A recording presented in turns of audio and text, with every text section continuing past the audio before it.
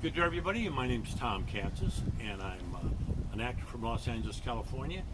And I'm honored because as a Lincoln presenter for the past 21 years, I've been pleased that I'm taking part in Walk With You, the story of Dred Scott and the Blow family.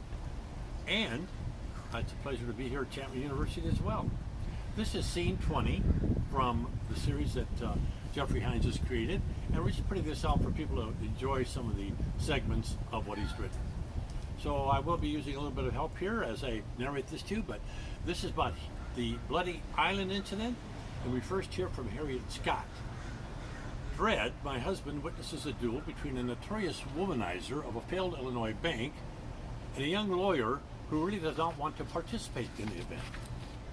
Henry David Blow and Dred Scott walked down the bank to the Mississippi River.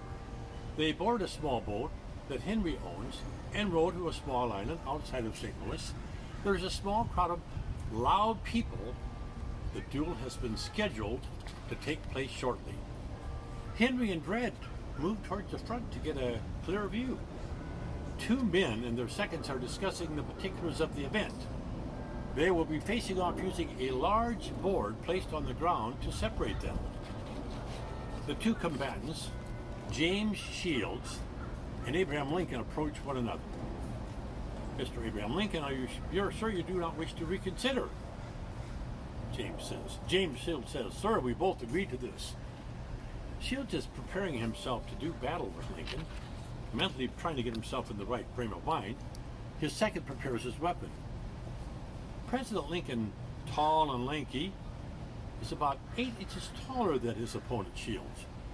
He thinks to himself, maybe I can devise an alternate plan to calmly get this situation over without anybody being hurt. So there's a spot nearby with a tree branch above Mr. Shield. They're standing there. The duel will take place in a few minutes when Lincoln takes a sword and brushes through the air, knocking a branch down violently close to Mr. Shields. Well, Mr. Shields sees this. He thinks about this duel. By the way, he not only was a womanizer, but he was taking money out of people's banks that they couldn't get their own money from. So Lincoln had written a sordid article about how bad this man was. The branch was quickly severed from the tree, makes a loud thud as it hits the ground. Mr. James Shields opened his eyes to witness the spectacle. He's at a loss for words by the exhibition of power that Lincoln generates. Shields turns and has a quiet conversation with his second. And they're looking at each other, deciding what to do, and he decides to himself, perhaps I should talk this over with the president-to-be. They get together, there's a quiet conversation, and suddenly they shake hands. A change in direction. The duel is canceled, and many in the crowd are disappointed with the inactivity. Shields leaves. He leaves quickly. Lincoln stays behind, and he approaches and talks to Blow and Scott. Henry Taylor Blow says, that was quite a display, Mr. Lincoln.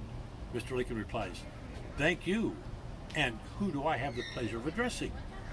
And he replies, I'm Henry Taylor Blow, sir, and this is my dear friend, Dred Scott. Nice to meet you, Mr. Lincoln, Mr. Scott says. Whereas Mr. Lincoln says, the pleasure is mine. I must be going. I hope to meet you again someday. Thank you.